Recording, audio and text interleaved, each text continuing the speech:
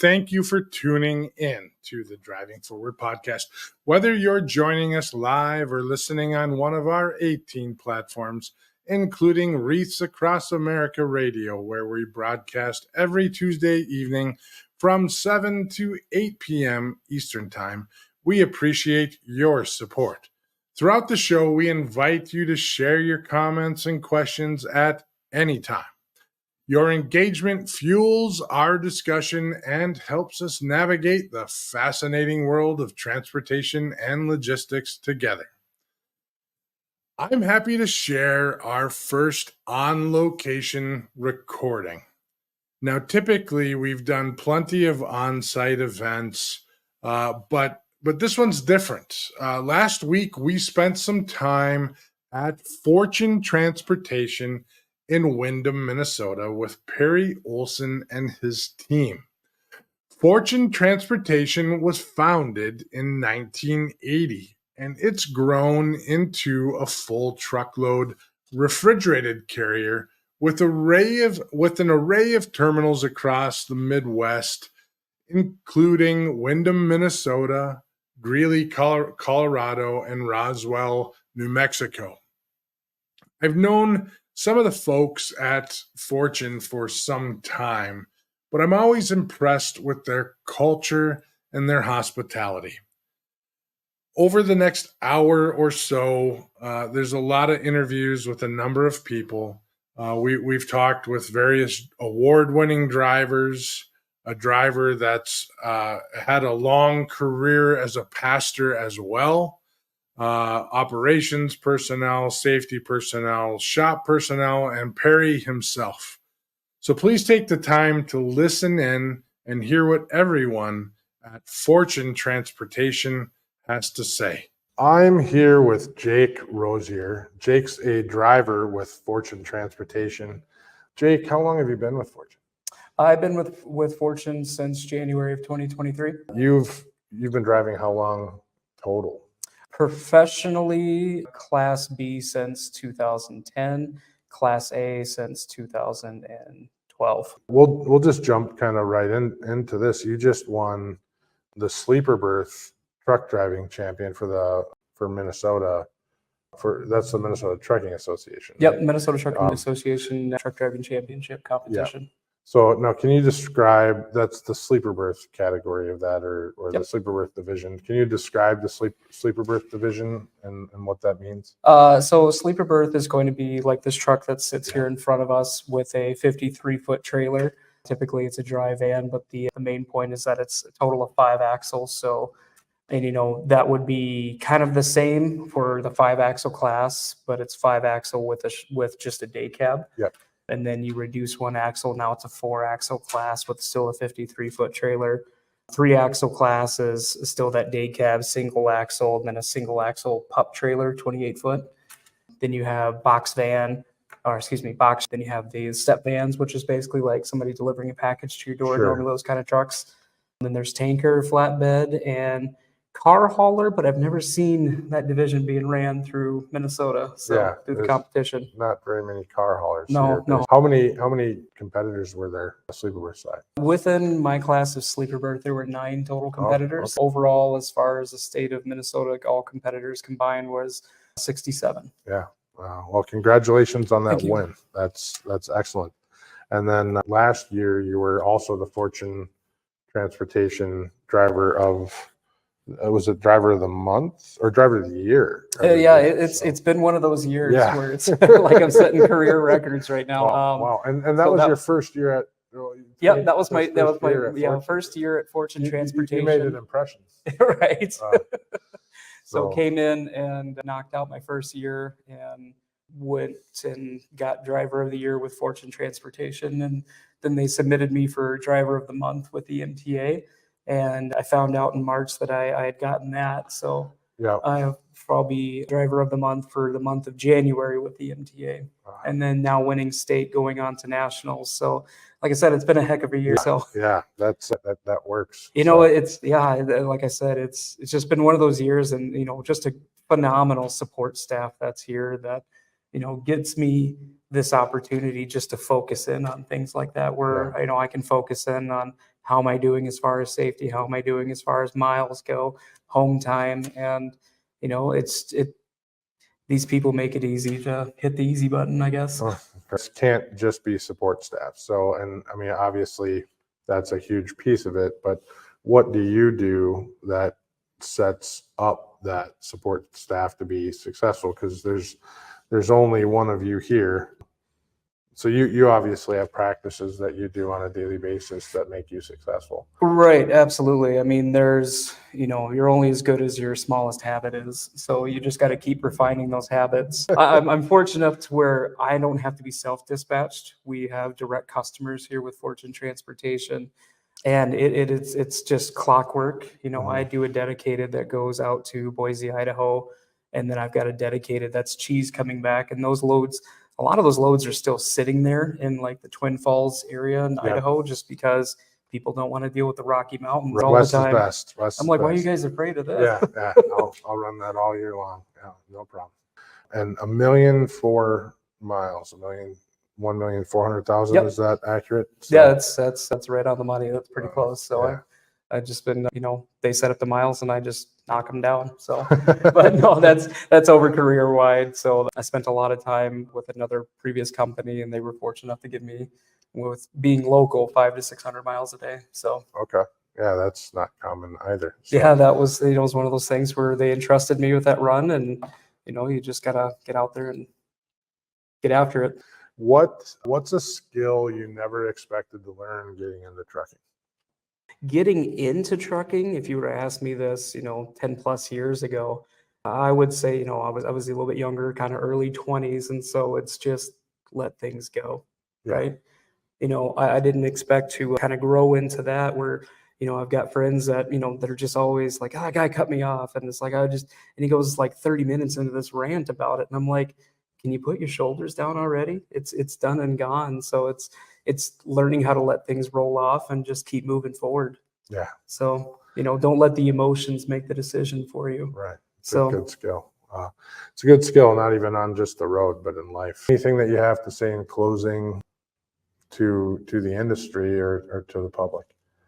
To the industry and or to the public, simply, I would say, trucking is here. It's always going to be here.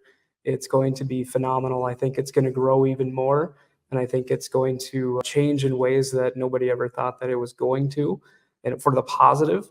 And, to be honest with you, if you're somebody that's looking at getting into trucking, take time and really understand, don't let the emotions make the decision for you getting into trucking. Don't let money get you in the trucking. Find out that this is something that you truly want to do, and, go in there and get after it. So your emotions are there to help guide you. And boy, when you have something that's helping guiding you, it makes the trip all that much better. No, well said. Appreciate that. Absolutely.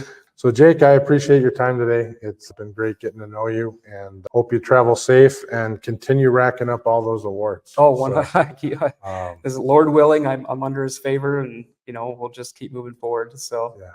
Appreciate it. So thank you for your time. Yeah. Thank you. I'm here with Drake Snell. Drake's a driver with Fortune Transportation, and Drake has an interesting story. But you've been with Fortune just a short period of time. Very right? short period of time. I'm a rookie with the Fortune Transportation team, and I'm now into my 6th week. I've driven commercial motor vehicles since 1982, but not for a livelihood till starting about 2006. Okay. And I pulled drive vans, reefers, flatbed, hopper bottoms for grain. I've hauled live bottoms for wet gluten feed. I've pulled tankers for liquid and also pneumatics. I'm also a pastor. I'm a preacher. Also a pastor. So. Yep.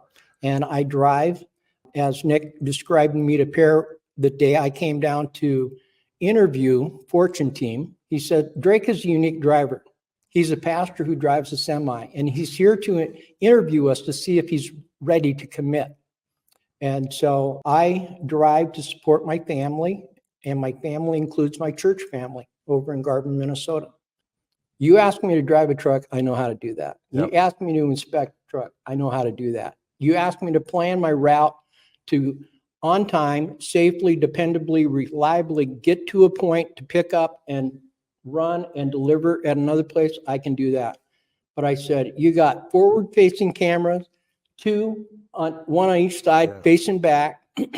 We got, I call it my AI cameras up in the windshield that watch my fog line and my dash line. Yeah. I have a front-facing radar thing that tells me how fast people are going ahead. Yeah. And if I'm not paying attention and somebody's slowing down, Cirone will slow me down.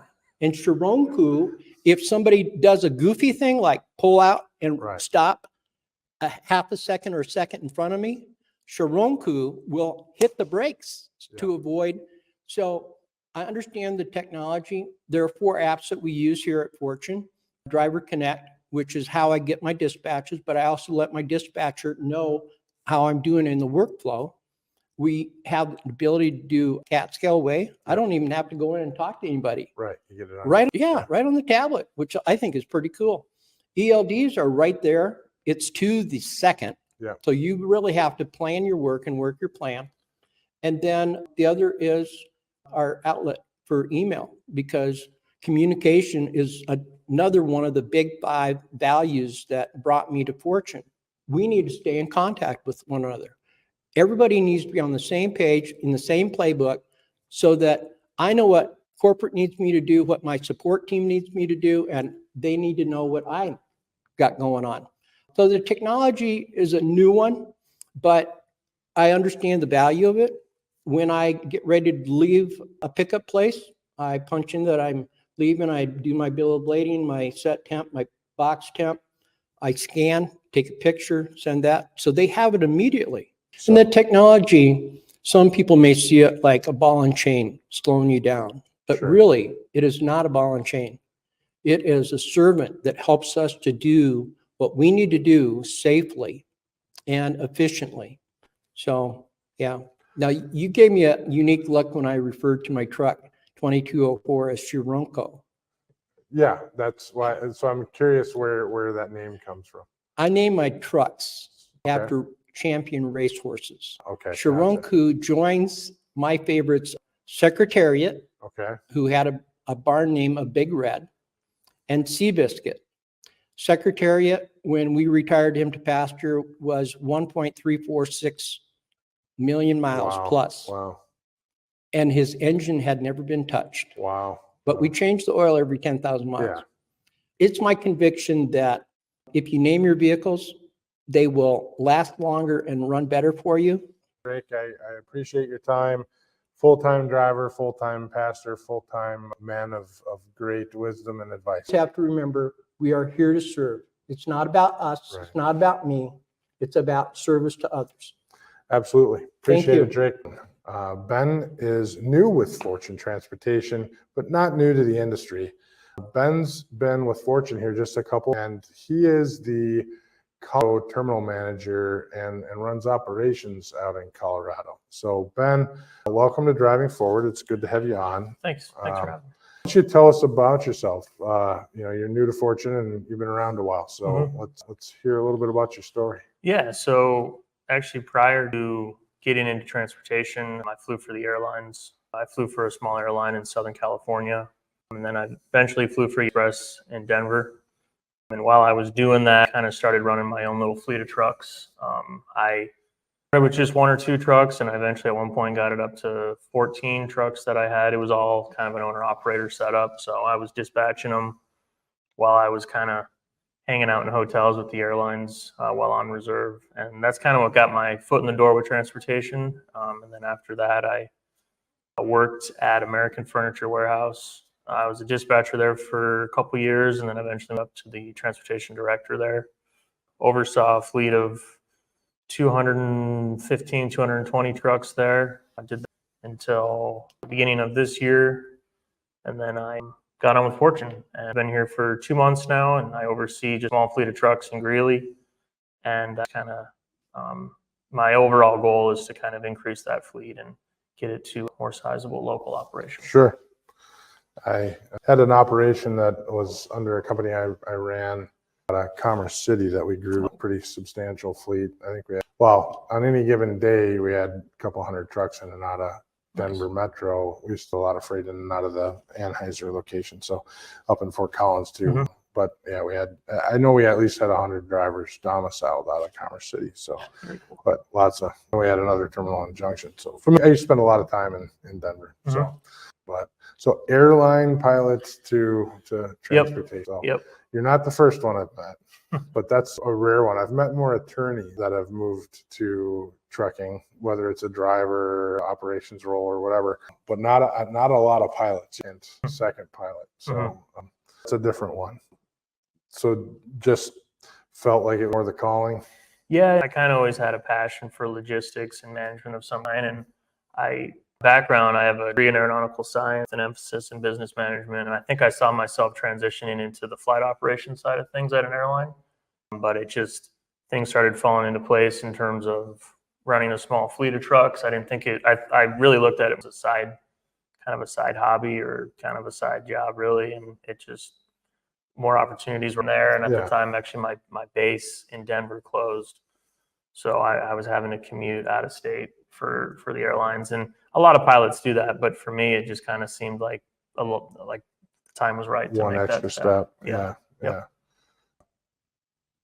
So the 14 trucks, that's the first time I've ever heard somebody do 14 trucks as a side gig. So, well, no, how many trucks did you have when you shifted though? When I shifted over, I think I had at the time 5. Okay. Yeah, and so it was really busy, but schedule for the first year or so at the airlines was all on reserve. Okay. So you basically sit in a hotel and wait for your phone to ring. Gotcha. There'd be 3-4 days in a row where I would just sit there and do nothing. So it actually was manageable. Yeah, the airlines are interesting. Yeah. One of our staff here at GLCS spent a lot of time with the airlines before coming into truck. He's now been in trucking over almost 30 years as well. Wow. But I knew him at a time where he was just coming out of the airlines. So I helped stories too. What would you say has been some of the more impactful things you've learned coming into trucking? What are things that relate with you about this industry? The big, I think, is just the challenge it is to drivers. I would say they're a very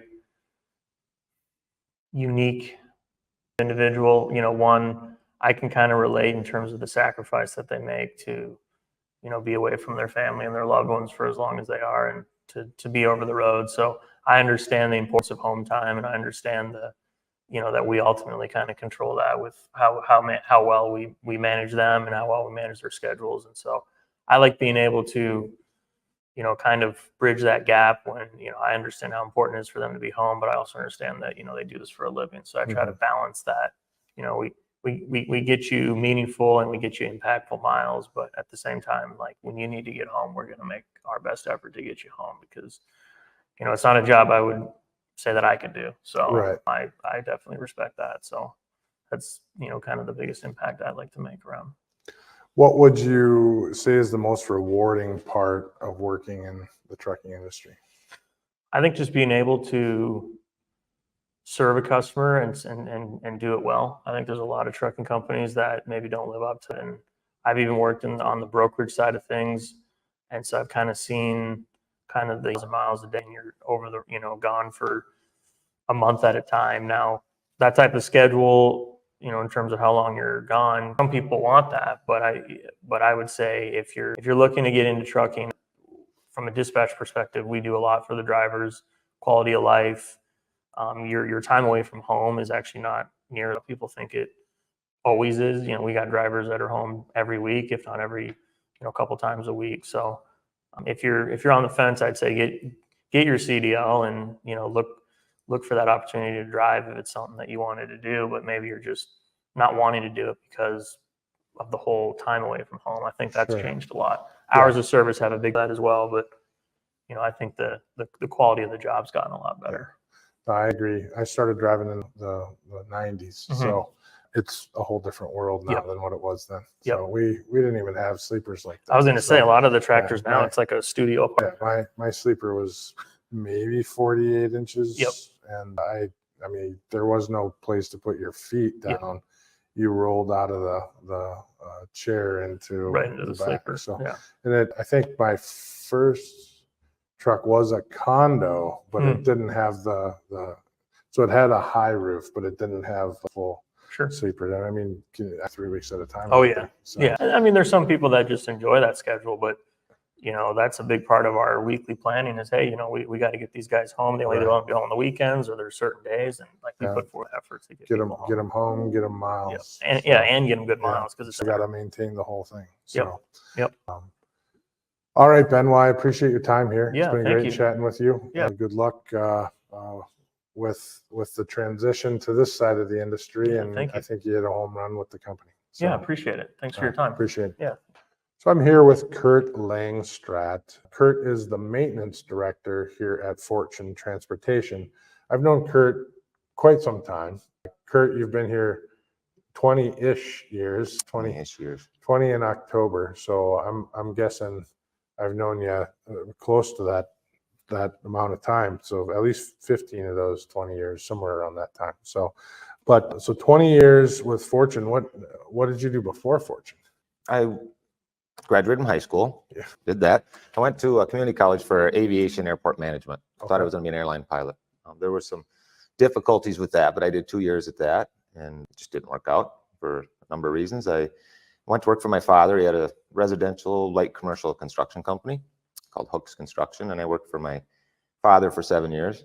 Twist of fate brought me to a company called Erickson Trucks and Parts. They were opening a new location near Sturtevant, Wisconsin, and I told him I'd give him a hand for a month or so. I was laid off from my dad, and I ended up staying there 7 years. So I sold trucks, vocational trucks mostly, and managed a truck Gotcha. out there. Wow. So how did you end up moving from that to Fortune? Company, and I seen an ad in the paper. I was tired of what I was doing, thought I'd give this a shot, and hired me. And here you are 20 years later. Yeah, So 20 years in October. there's a lot of stories like that here. People that have been here quite some time. So Well, once you get into the industry, you never really do get out of Right. it. So right. I've said that a few times today, where I think once you make it a year, you're in the industry, and certainly if you find that good company to stay with, then you can hang there for a long time. So 20 years here. Another thing of merit too is last year you won the Minnesota Trucking Association Maintenance Director of the Year. that was quite a surprise. Yeah. Yeah, I mean, two words you don't hear in the same sentence very often are Curt and professional. I think I'm pretty fair at what I do, but I'm not terribly polished. So Yeah. that came as quite a surprise. Yeah. So, well, I mean, why do you think that came? Why does that? I mean, it's professional, but I mean, Fortune's known for safety and good equipment, and I mean, all the reasons that you probably deserve that. So, looking back at it, a year later almost. Title does. This is the trucking, some of the struggles. It's 24/7, 365. Yeah. And when your focus is to keep the wheels moving, because that's all we really do is move freight. Just kind of, we overcomplicate things, but we haul product point A to point B, deliver That's freight. what we do in Yeah. truck. So, But that your focus is to keep the equipment moving, get the load delivered, and some of these different events and committees and things, it takes a lot of effort, it takes time, and I don't dedicate a lot of time to it. So yeah. Well, fair enough. What's your cycle of your fleet? How often are you turning it? currently 2/3 of the tractor fleet. We run approximately 150 trucks. Yeah. Yep. Over the road sleeper tractors look similar to this little guy here. 247 trailers as of yesterday. Refrigerated trailers are all great and super seals, carrier units. I'm a fan of standardizing equipment. Right. That way Yeah. less specialized tooling Yeah. and Easier to software. work on. Everybody knows what the stuff Everything. it is. Yeah. You're not surprised. You have all the parts. Yeah. So currently the trailers are on a 6-year turn. So we take approximately 40 trailers a year, and we do that for 6 years. It's 240, gets you pretty close. 2/3 of the tractor fleet is 3 years or newer. More recently with the pandemic, we've Yeah. had equipment issues. Sure. So the last several years, our orders been cut in half. So Yeah. we've had to keep Yeah. equipment a little bit longer, but it's a tight fleet, and we can run a little longer. Yeah. I think everybody kind of went through that space, and they're self-correcting to some extent right now. But I think a lot of people are a year or two longer than what they intended on being. In some cases, longer than that. But everybody's in their own unique space and Yeah. trying to figure out what the future is bringing us. What's something that you want people to know about the trucking industry after 20 years of wrenching on all the equipment here? And Well, it's one of the most difficult things about the trucking industry, and why I think it can be at times hard to attract new talent to it, is just that it's 24/7, 365. And so there's some, we try to create a work-life balance, but there's some personal sacrifices that our drivers for certain, and even our office and shop staff make to keep these trucks run freight. And so it's a real challenge, but builds character. Right?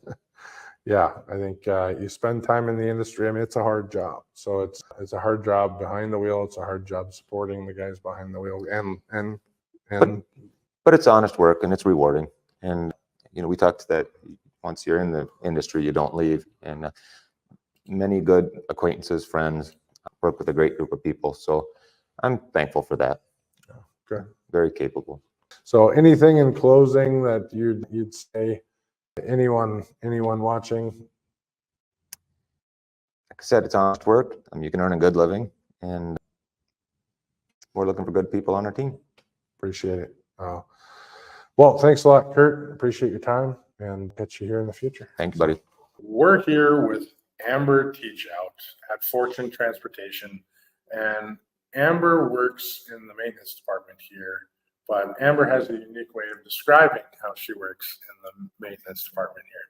So I'm going to have Amber explain who and how she works, or who she works with, how she works with everyone here at Fortune Transportation. So Amber, I appreciate you coming on to talk with us, but give us a little history on how long you've been with Fortune and what you do here. Well, thank you. Yes, my name is Amber, and I've been here almost 10 years, and I work in the shop, and Curt is the department manager, and I am his queen. I am his right hand. I named myself his queen. You self-named. Yeah. Okay. Yep. I handle most of the day-to-day, and Okay. Handling a lot of the day-to-day, what does that mean?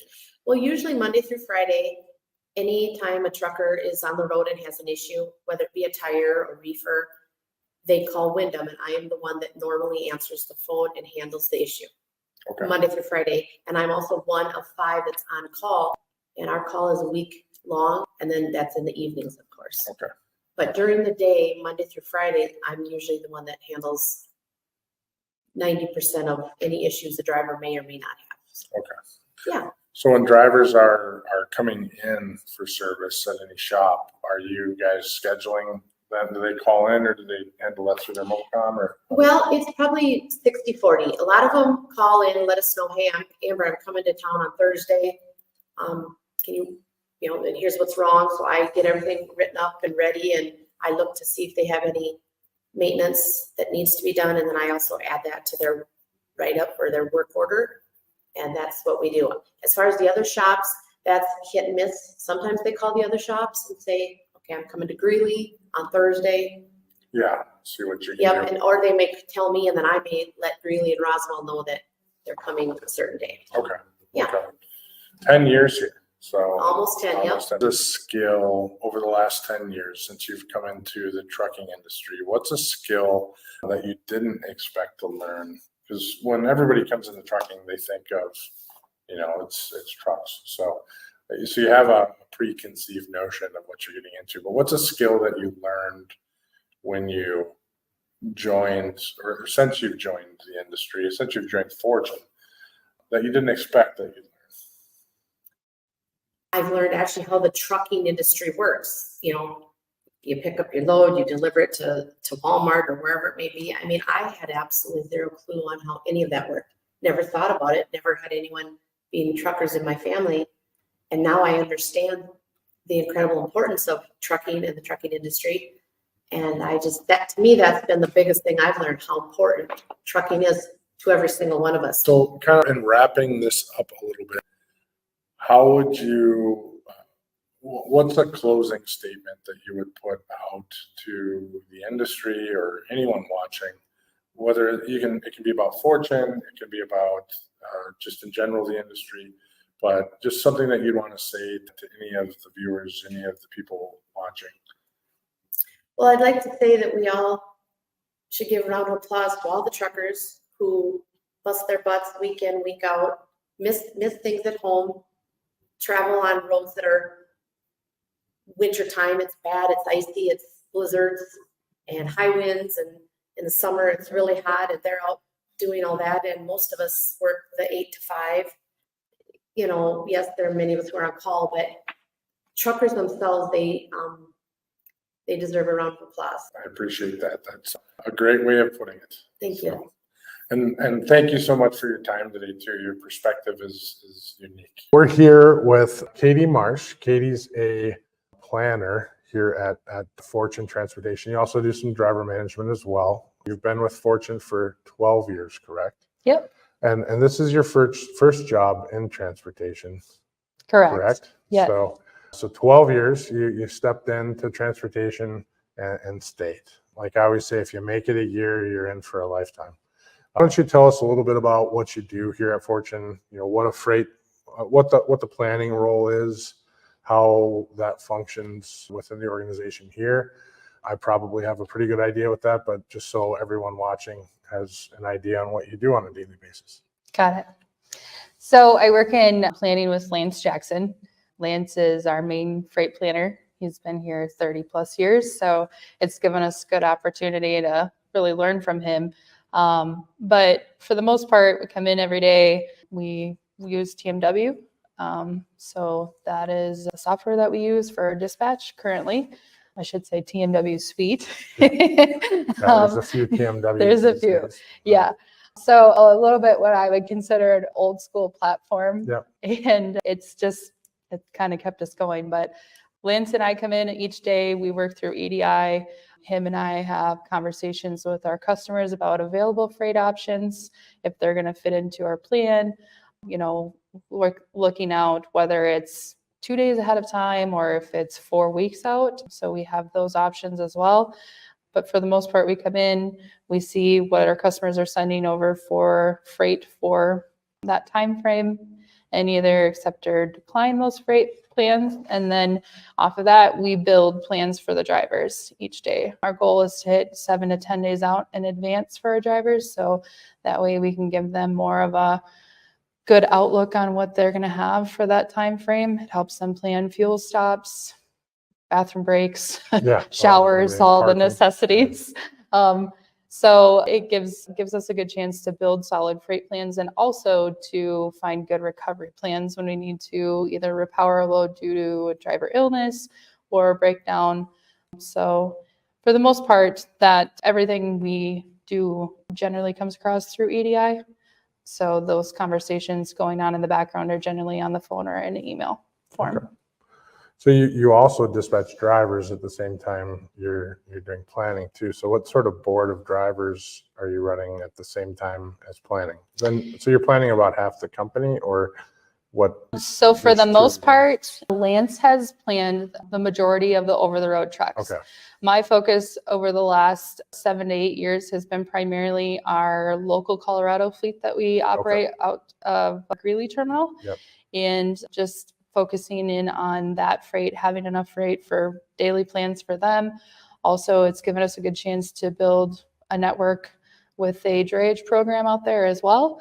So at one point we had, 7 to 10 drivers out there each day, running anywhere from 3 to 5 loads a day. So that was my primary focus, was more of that local fleet. Now it's kind of trending back into OTRs. We've hired someone out there to manage that terminal and those drivers as well, that had a big sales and planning experience coming in the door. So we can appreciate that, and I look forward to building that. But right now, before we brought that new guy in, Ben, he started a couple of months ago. So by that time I was like anywhere from 30 to 35 drivers at the time, plus planning. Got it very chaotic. Yeah. And then board plus planning. Yeah.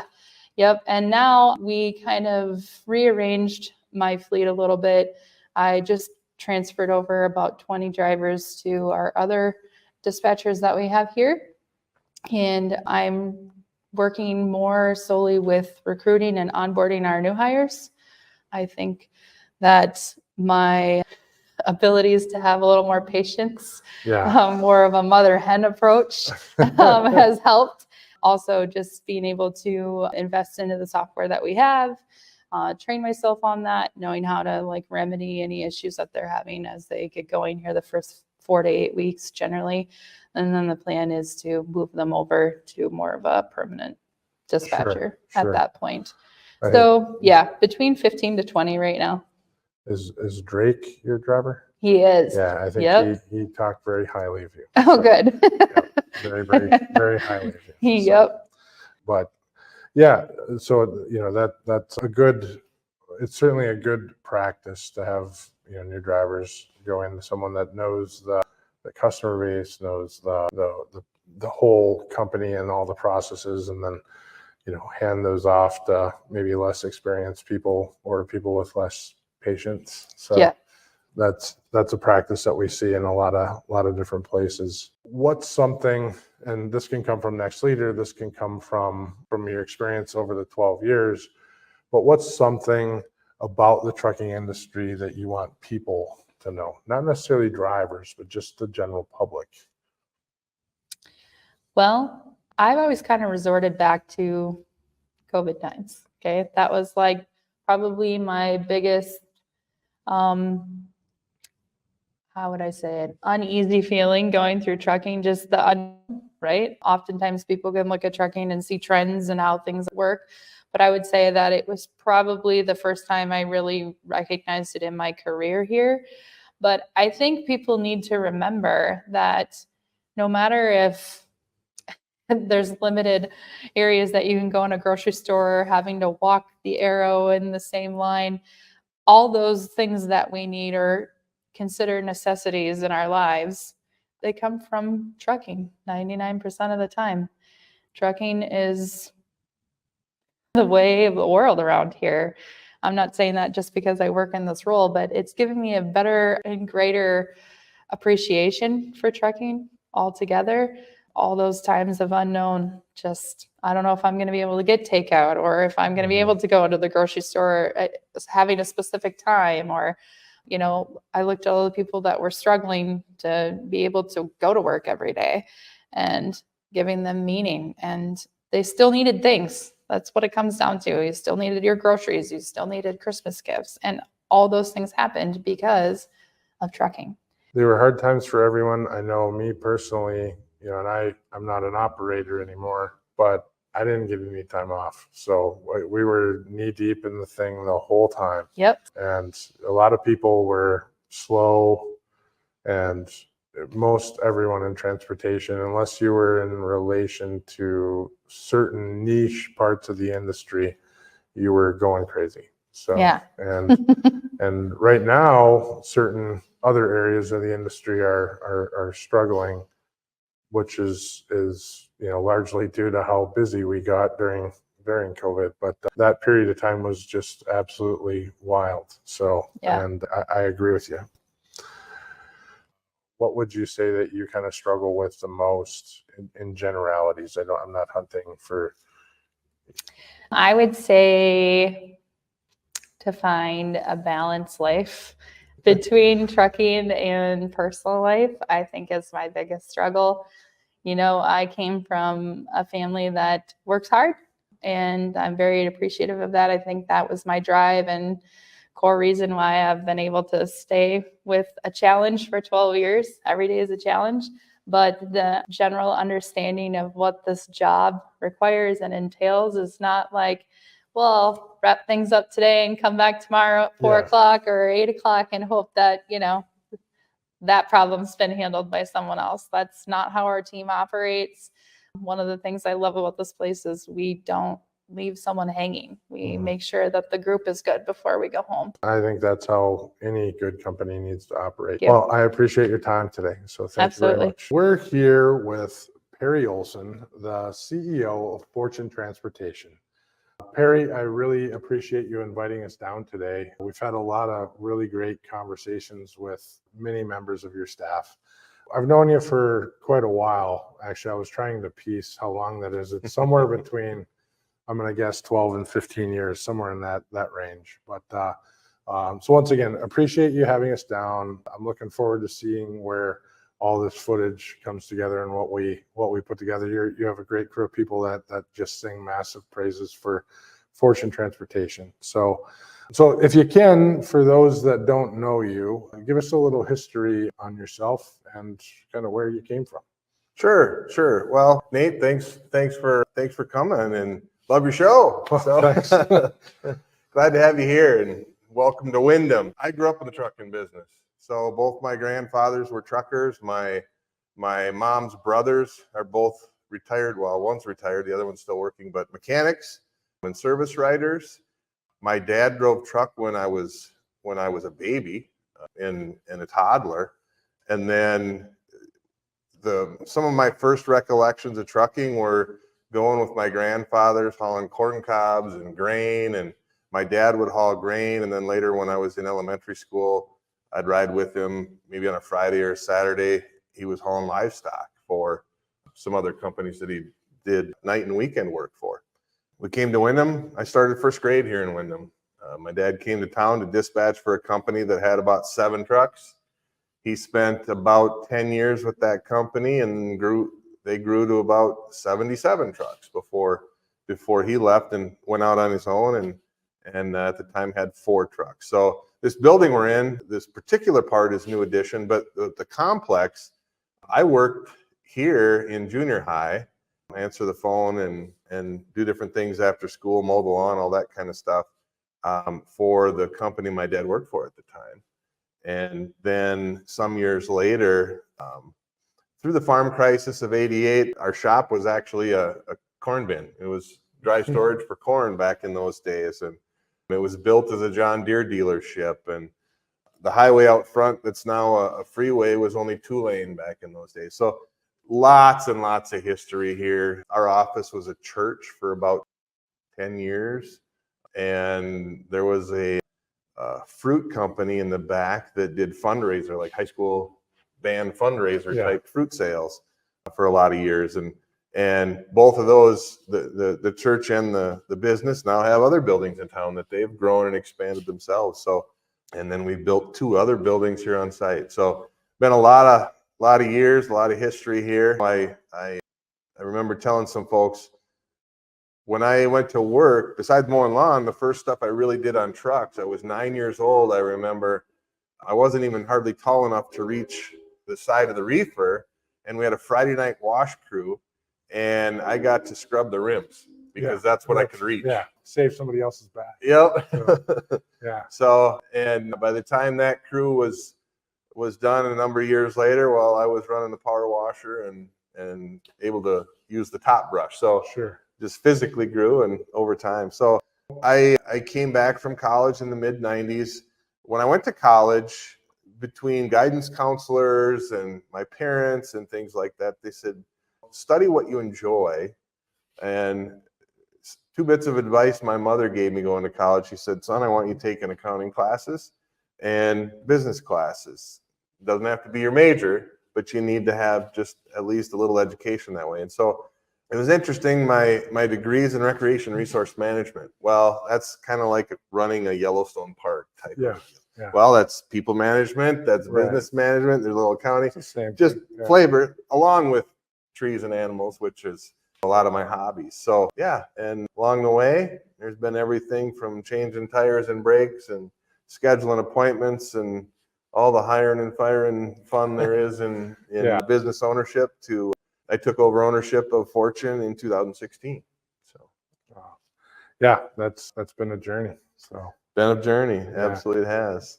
30 years, 29, 30? 20, actually, so whether it's LinkedIn or some stuff we do, June 5th was 29 years since I came home and went to work. Wow. Yeah.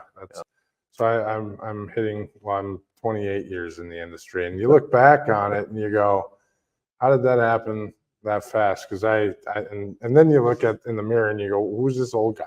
So right. And you go, oh, kids are that old already. Grandkids. Oh my.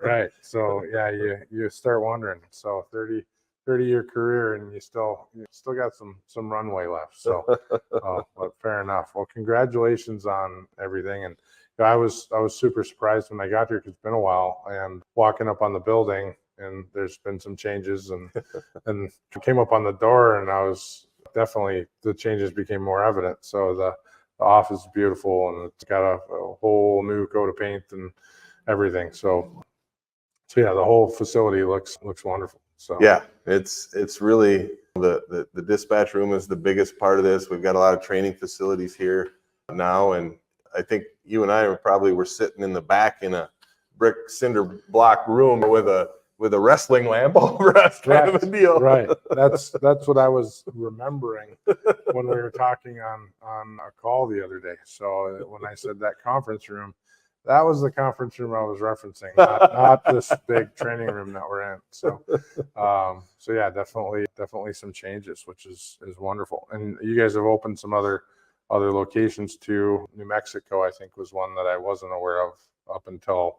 When did you open New Mexico? So we're actually probably, I think we're 21 years or so, just over 20 years we've been in New Mexico, and just over 10 years we've been in Colorado. Then. Yeah. So, all right. So I was aware of the Colorado opening. Maybe I wasn't, as I knew you were operating in New Mexico. I wasn't aware of the facilities there. Yeah. So what would you say kind of over the last few years have been some of the more impactful things here at Fortune? I mean, COVID was tough for everybody. You being a refrigerated carrier, we all went crazy over COVID, but everybody had their own struggles. They're having their things now. But what would you say over the last few years have been kind of the more impactful things for you?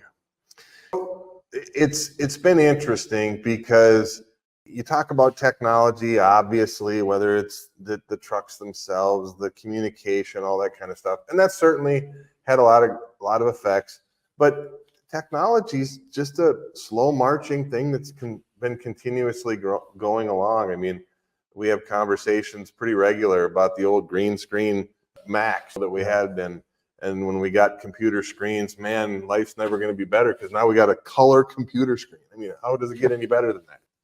So, but really what I think one of the things that I personally talk about quite a bit that's been a struggle in a sense and an opportunity in another sense for myself and for Fortune, I call it the Zillow effect on trucking. So there's so much technology out there that's gathering data and putting out information, whether it's spot market rates, contract rates, this, that, and the other thing. And one of the things the reason I call it the Zillow effect is Zillow started a company, started buying their own properties and realized their own algorithms weren't giving them correct data. So they got out of the business. Yeah. Well, what I've seen in this is a lot of that same effect. And what happens is technology was going to bring us closer to equilibrium. Well, it's done just the opposite. You have this wild swing to high pricing, this wild swing to low pricing. And now the whip's cracking back and forth almost faster. It's much faster. So these peaks and valleys that we used to experience over a 4-year cycle, 2-year peak valley is now happening to a point. Well, it's hard to even say what we're dealing with right now because we're still in this mess of far too many trucks on the road, but it does happen way too fast now. And I don't think we're going to see the economic cycle that we used to see before, to your point, because we have all that data that's out there, right, wrong, or indifferent. Something that we teach a lot of our customers is there's market pricing and there's your pricing. So you can do whatever you want to do, but if you can't afford to do it, what's the point? So, and I think that's a lot when you look at how much it costs. You just take Atree's number and look at what it costs to move a truck down the road, and then look at the spot market and what the average spot market rates are right now. Everybody should be falling out of the sky broke. So that's running heavy spot market. So if you're not in contract rate, you're in trouble, but that's only average rates. And that's based on the Atree data.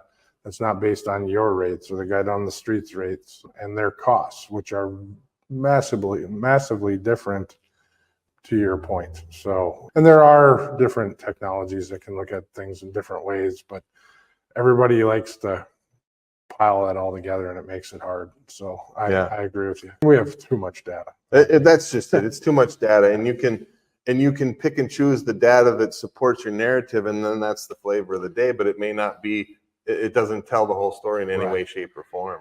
Yeah, I was speaking with a group of people. Actually, it was at a conference here recently, and I was speaking in front. It doesn't matter what pile of data that you're looking at. If you want an answer to come out of that pile of data that leans in your direction, you likely can influence your data to make that happen. So unless it is just so obvious that you shouldn't, sometimes you have that come out of it. But when you're dealing with the small iterations that we typically do in trucking, it's not too hard to move 5 cents a mile in your direction. So not too hard at all. And so much of what we do is nuance. It's we sell service. So how much is that service worth compared to the next carrier that doesn't provide equal service? Right. Well, that's very subjective. There's certain objective measurements that you can absolutely quantify, but I'm never satisfied just with that myself. No. And so how do you do that? And then other times, to a customer, the savings can be so extraordinary they don't care about the service anymore. Yeah, and that's a big thing right now. I see.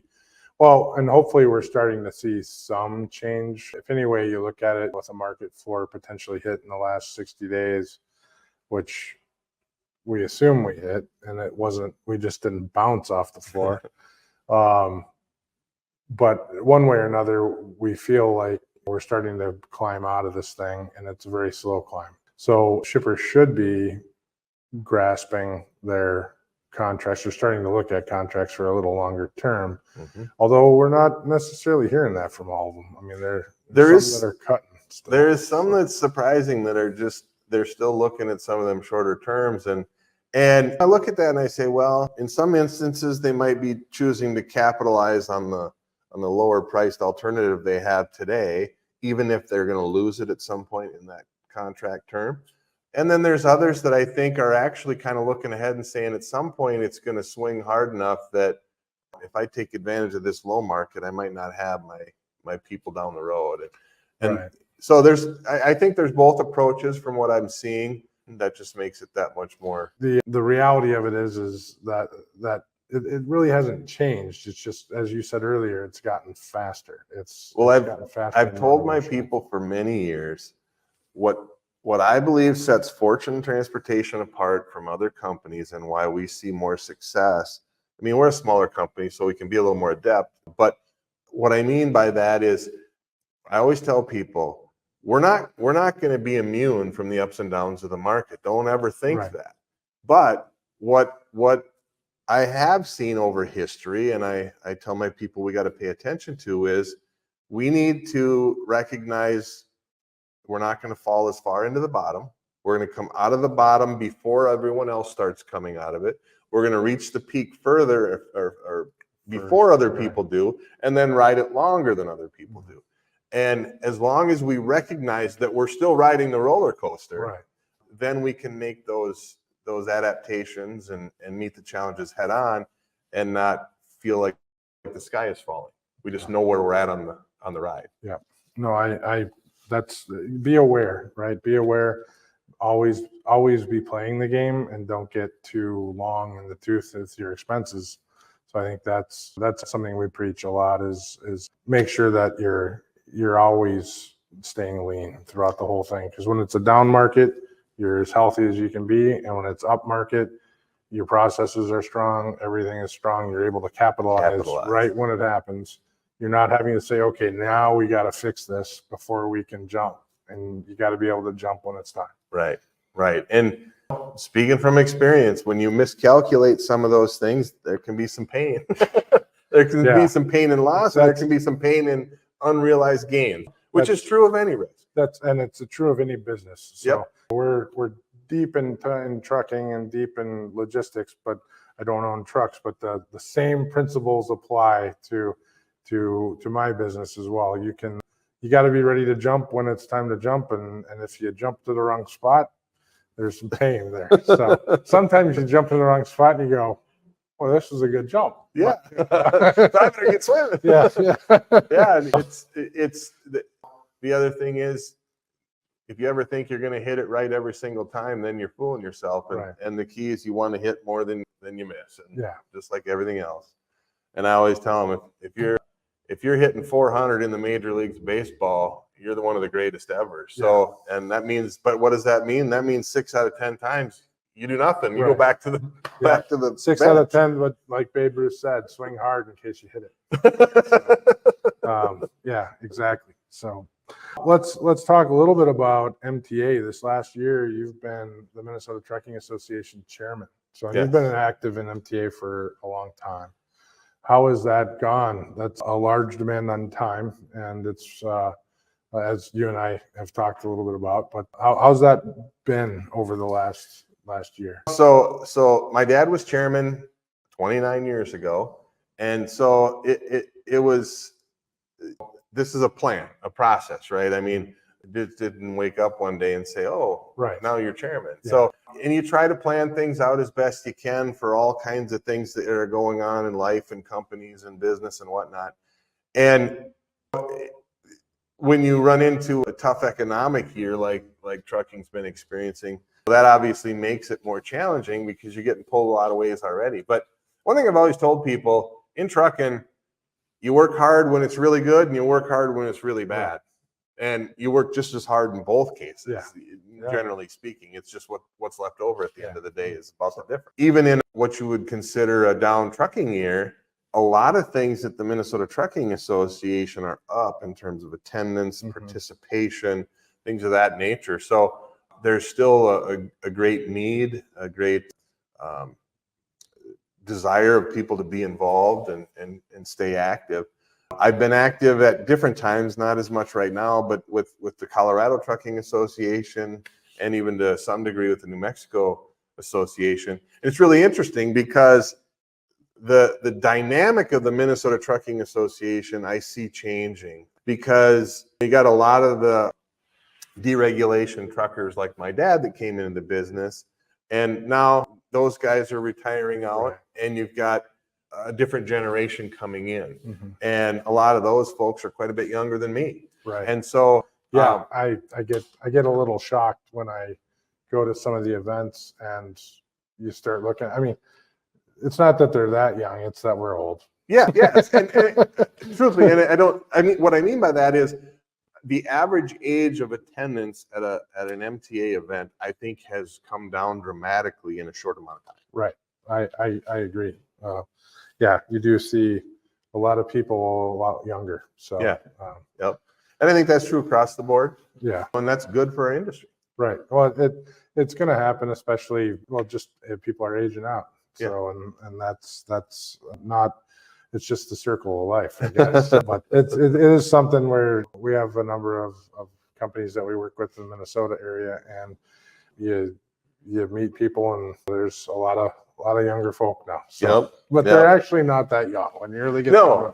I mean, especially when you say 28, 29 years ago, what were we doing? Yeah, what were we doing? Exactly. So so it is kind of what it is. But I mean, it's good to see the next generation, or in some cases we have some third and fourth generation. I definitely know some third generations that's taking control of some family companies, and fourth are either involved or poised to come into leadership soon. So and I think as far as fortune goes, the MTA, we had a good year this year. We won our division in the ATA nationally, and the MC&E this fall is where a lot of that gets announced further. But we won the president of the grand trophy for the TCA. Right. But we had Jake Rozier, who you talked with earlier. He was the January driver of the month, and then here last week, he won the sleeper berth division for the truck driving championships here in Minnesota. So he's headed to Indianapolis. He's had a heck of a year. And so he had driver of the year, Fortune first year for 2023. Staff. So and then driver of the month for Minnesota Trucking Association, and then he won the championship Yep. for the sleeper. Yep. So yeah, he's checking some boxes. So Yeah, and it's some of the things, and for me, which is actually a huge deal in a lot of ways, we won what's called the Haskin Wiley Award for a captive, which is the basically the grand safety trophy for our captive. That's a big deal because from my perspective as a trucking company owner, that's kind of like being the MVP of the All-Star game. Yeah. I mean, because that captive group is a great group. We excel beyond industry averages, and then to be named the top of that group is something really special, and we've never done that before. That's awesome. Congratulations on that one. But I think safety and talking with so many industry leaders, the safety approach and how meticulous everyone has gotten. Safety's always been at the forefront of any good company's mind throughout my entire career. But now I would say, especially over the last 10 or 15 years, the technology that's available to measure safety has become so advanced that it's now you're now able to do so many things and impact so many drivers, so many ways of training that the capabilities of being able to take it a few steps forward. And some people might think it's invasive, some people don't, but in a lot of ways it takes that base driver and makes them into almost a super driver. So well, it's been really interesting over the years, technology wise, because it's data. Okay, first of all, it's data. So I had an interesting conversation with a driver, a lot of years, multi-million miles for us, and he came into the office and joined the dispatch team. Still there today. And I dispatched him early in his career, and he says to me, he says, "Perry, I told you all those years I was the best driver you ever had until I got into dispatch, and then I realized I wasn't."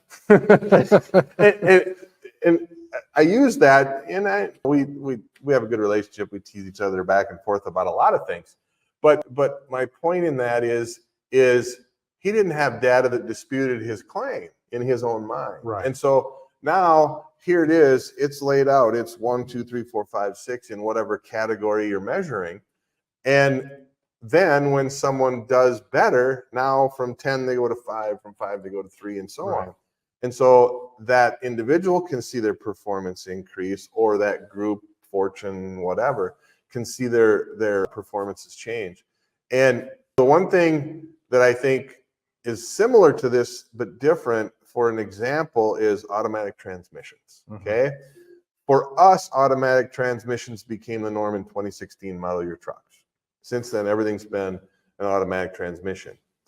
When we would go and have conversations with drivers about fuel economy, and it was always acceleration and quick starts, quick stops, things like that, it was very difficult to train people on a manual transmission if they were ingrained in how they drove it. right. And if their habits were good, it was great. If their habits weren't, it was hard to change. The automatic transmission enabled the training and the habit to be changed in a way that it never could before. Right. And that accelerated fuel economy. That translates over into a lot of the safety parameters that we measure, where now suddenly it's pretty obvious. Here it is with cameras, you can even see certain things taking place, or hard brakes and things of that nature, where, wait a minute, 55 to 20 is hard brake. And it happens in X amount of seconds. Yeah. So the hard data is just irrefutable. And so I think just from a performance and a driver improvement and a habit forming or habit breaking, whichever the case may be, those technologies have just been tremendous. Yeah. No, it's a significant advancement, and those that adopt it and embrace it and follow the path down the recommended routes, I think, see huge benefits from it. Cameras, they're just an absolute no-brainer. Two things I ask every customer: are you using fuel optimization, and are you using cameras? Those are the two largest ROIs, generally speaking, out of any technology in transportation logistics, and fuel optimization depends upon, there's some asterisks on that. Yep. But yeah, cameras alone are just no brainers. Well, I spoke on a panel a couple of weeks ago in Indianapolis. That was one of the topics we discussed, was cameras. And we were a pretty early adopter in the driver facing world. And I did a lot of things, and cameras, I think, are probably the greatest single thing there is for the nuclear verdict litigation type of thing. But the driver facing camera, I got rid of fairly quickly. Yeah. Because it wasn't providing value that was being captured that couldn't be captured another way that I didn't have. So what I mean by that is you have so many plugs you can use. All right. And I ended up putting cameras facing backwards down the side of the truck, as well as the forward facing. And I don't like this to get out, but it's reality. I can still kind of see what the driver's doing through the mirror. So I kind of do have driver facing cameras. It's just not right there in their face. In the face. And all of a sudden I could see minutes before an incident happened, go back and look, and you see that four-wheeler is zigzagging back and forth, cutting people off. What that four-wheeler did in front of us minutes later, that was just one of several instances where they'd repeated that behavior for minutes before. That changes everything, both in my approach to the driver as well as Fortune's approach to the incident. Yeah. And then all of a sudden you're saying, hey, wait a minute, this could have been much worse than what it actually ended up being. Right. So maybe what turned out to be not necessarily discipline, but maybe something that was slightly negative towards the driver actually turns out quite positive. Right. Yeah. They actually prevented something from being much more severe. Yes. Yeah. That awareness outside of the truck, I'm a big proponent for that. I'm indifferent to possibly negative on the inside cameras. So I'm right there with you. So, but I don't think you can put enough cameras on the outside of a truck. No. I mean, it comes down to logistics and how you put them and how you're going to maintain them. But put as many as you possibly can. So, and we're testing trucks right now. We've got about 10 or 15 mirrorless trucks. Yeah, you had mentioned that. So that's how are they going for you? So it's interesting. So like any new technology, I had a driver in the other day said, I'm done. You put that on I'm never going to drive again. I'm going to retire soon anyway. Well, anyway, those same, not necessarily the same driver, but that same kind of driver told me I'll never have an automatic transmission. Now I got drivers tell me, I got manuals sitting out there that no one will drive anymore, including the guys who said they would never drive a manual. So there's a lot of technology that when it becomes advanced, it becomes the way things are. Sure. And so it's actually being accepted. I would say on a percentage basis, 20% of them are extremely excited about them. Only one driver who's, hey, I don't really like this. It's going to take me more time. And everybody else is, hey, just another piece of technology, and I'm used to it, and it's going to be good. Yeah. No, that's interesting. I'm curious how that goes. So that we've been watching that. I haven't really talked to a lot of people that have run them down the road yet. There's a little delay in getting the equipment and some of those kind of things, but they're here and we're putting them on, and so far I think it's going to do well. And most people in their automobile, they accept the backup camera and don't like being without it. Yeah. And I hook up to a lot of trailers, so with my pickup. Yeah. But same here. I have a camera that is on my rear view mirror, and I just keep it on. I mean, I don't ever use my rear view mirror anymore. I just keep the camera on. Okay. So I don't know if you have that. I do in my pickup. Yeah, in the pickup. That's Yep. Right. So, Yep. Yeah. I just leave the camera on all the time. It's become a crutch, man. So going to a mirrored camera instead of mirrors would not be too hard. And heck, you turn the turn signal on, you're pulling a trailer, all the cameras come on now. And I used to pride myself on how well I can back and all that stuff, and now the truck just lights up all the pictures for you, and it really takes the thinking out of it. I had a rental vehicle in Denver one time I was out there, and I went to parallel park on a busy, crowded side street. And I put it in reverse, and all of a sudden it showed a 360-degree view, and I backed right in. I'm like, I got out. I walked around that pickup 2 or 3 times. I'm like, how did this work? Where are these cameras? But it worked so well, and now that's fairly standard on a lot of new vehicles. Yep. And we'll see. Like I said, you can't put enough cameras on these things. And the more that they can do it, then the more it makes sense, the better off I think we'll be as an industry. And that's like, it's one of the best ways to combat nuclear verdicts, like you said. Right. I know you got an appointment coming up here, but that's a heck of a run, and now you get to spend more time with family and grandkids. Yep. So Yep. and on the pontoon. So that's what I try to do. I try to, but I do my best, but I strike out a lot. So get up there, never make it out. I was out on it last weekend a little bit. So my granddaughter's 5th birthday was this last weekend, so we spent the whole day out at the lake house.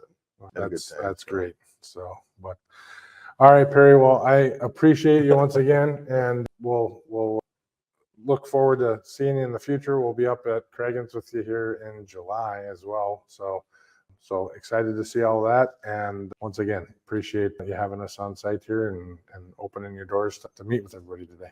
Thanks for coming. Appreciate it. Thanks a lot. I hope you enjoyed our discussion with everyone at Fortune Transportation.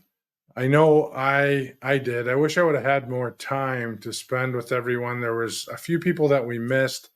I'd love to be able to chat with everyone that we did miss at some point or another, and have deeper conversations with everyone. I think we spend the vast majority of a day there. I look forward to future discussions and potentially going back there somewhere down the road. But also look forward to seeing anyone from Fortune that's going to be at the Minnesota Trucking Association annual conference at the end of July coming up here soon. Want to announce something. I still don't have the graphics for it yet, but we are, if anyone's noticed, we've sort of realigned Driving Forward podcast a little bit here. We're finding our new mission, and that's really pushed us in a direction to launch another podcast. And that other podcast is in alignment with freight movement. And last week we had a great freight movement event in Bloomington, Minnesota. There's about 50 attendees, right around there. It was sponsored by TA Dedicated, who we really appreciated. Help us get our voice out there. They promoted the event, and we had a wide variety of companies and other industry professionals come out and chat. And I believe there's a ton of great conversation. So we're already starting to work on our next event now. I would expect that, we're looking at a few other cities as well, but Minneapolis will have 3 or 4 different freight movement events coming up throughout the year. But the podcast that Freight Movement is going to launch is called Another Freight Podcast. So be on the lookout for that. It's already got a few recordings going, and we'll see that launch soon. So excited about that.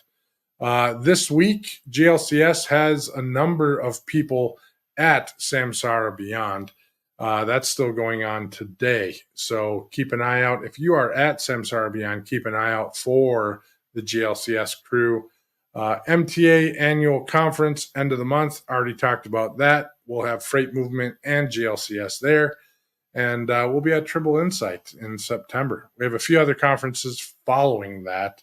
Excited to talk about those. We need to get some slides updated. Next week we are off. So this is the first week that I've taken a week off of the podcast since I started it in November. We decided we're going to go way back.